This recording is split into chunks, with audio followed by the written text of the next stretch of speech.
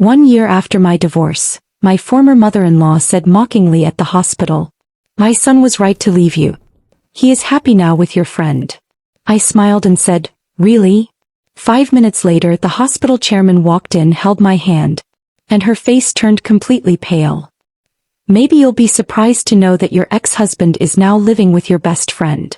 My former mother-in-law, Margaret, was sitting across from me in the hospital cafeteria.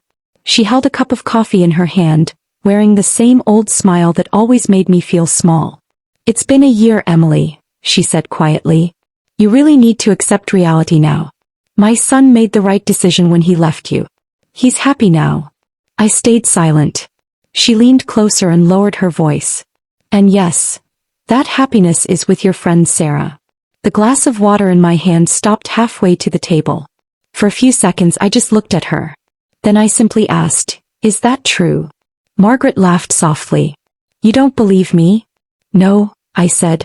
"I'm just surprised you still think I don't know anything." Her smile faded slightly. "What does that mean?" I picked up my coffee cup. "Nothing." She stared at me carefully.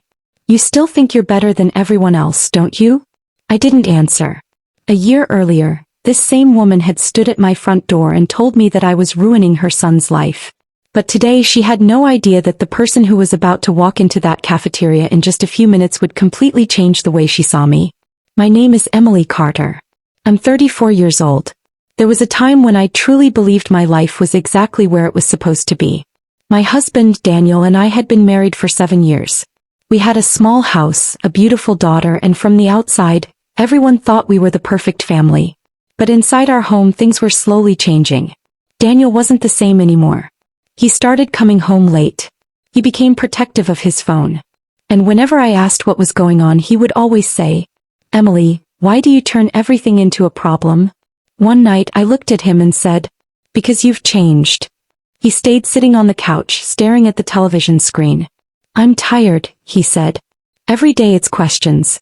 Every day it's suspicion." I looked at him. "Suspicion happens when there's no reason.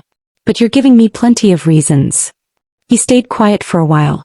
Then he finally said, "Maybe we need some time apart." I thought he was angry. I thought he would calm down the next morning. But the following week he actually moved out. 3 months later, divorce papers were sitting in front of me. The most painful part wasn't that my marriage was ending. The painful part was realizing that the person I had trusted as my partner had already created a story where I was the problem. Margaret told everyone in the family. Daniel tried so hard, but Emily was never happy. Even my own friend Sarah looked me in the eyes and said, "Maybe this is better for both of you." At that time I believed her. Because I had no idea that she and Daniel had already been talking behind my back. After the divorce I tried to rebuild my life. I focused on my career. I was an administrative director at a medical foundation where we worked with hospitals on large-scale healthcare projects. One day my boss called me into his office. "Emily, your work is the reason our new hospital partnership project succeeded." I just smiled. I had no idea that this same project would one day bring me face to face with Daniel and his family again. 6 months later I found out that Daniel and Sarah were actually together. An old acquaintance called me. "Emily, I don't know if anyone told you, but Daniel and Sarah are getting engaged." I simply replied, "Okay." But something inside me changed. Because suddenly I understood what had really happened during the past year. My meeting with Margaret at the hospital wasn't just a coincidence. She was there to visit Daniel's father, Robert. His health had gotten worse and he needed major treatment. I was there because my company was involved in the hospital's new management project. But Margaret had no idea. She still saw me as the same woman her son had walked away from. She took a sip of her coffee and said, "Emily, you know something?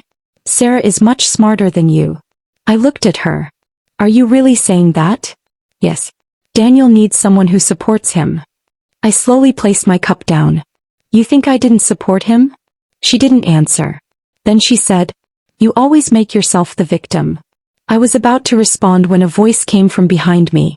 "Miss Carter." I turned around. Standing there was the hospital chairman, Dr. William Harper. He smiled and reached out his hand. "I wanted to personally congratulate you before the board meeting. Because of your project, our new partnership agreement has been officially approved." Margaret's expression changed instantly. Emily? Dr. Harper looked between us. You two know each other? I calmly replied, yes. She's my former husband's mother. Margaret didn't say a word. For the first time she wasn't looking at me like I was someone who had lost. She was looking at me like she had completely misunderstood me. After that day everything started changing quickly. I learned that Daniel and Sarah's relationship wasn't as perfect as they wanted everyone to believe. One afternoon Sarah called me. Emily, we need to talk. I sighed. About what? There was a long silence. Then she said, Daniel never told you everything. I answered, I'm not interested anymore. But you need to know the truth. Sarah told me that Daniel had said the same things to her that he once said to me. He'll leave you too, I said. Sarah went quiet. I know. Then she told me something else. Before the divorce, Daniel had tried to make false accusations against me because he wanted financial advantages. But he failed because my lawyer had already protected all the records and evidence. The real problem was never just the divorce. Daniel had been using people to escape responsibility for his own mistakes. A few weeks later I went to Daniel's house. He opened the door and froze when he saw me. Emily. We need to talk, I said. He gave a small laugh. What's left to talk about? I didn't step inside. Just one question. He crossed his arms. Go ahead. I looked directly at him. Did you ever think about what you did to me? He stayed silent. Then he said, You always made everything dramatic. I shook my head. No, Daniel. I stayed quiet. That was my mistake. His face became serious. So you came here to blame me? No, I said. I came here to tell you that I'm not the same Emily who will tolerate everything anymore. He didn't respond. I continued. You tried to destroy my life. But you forgot something. People can fall and still stand back up. Then I turned around and walked away.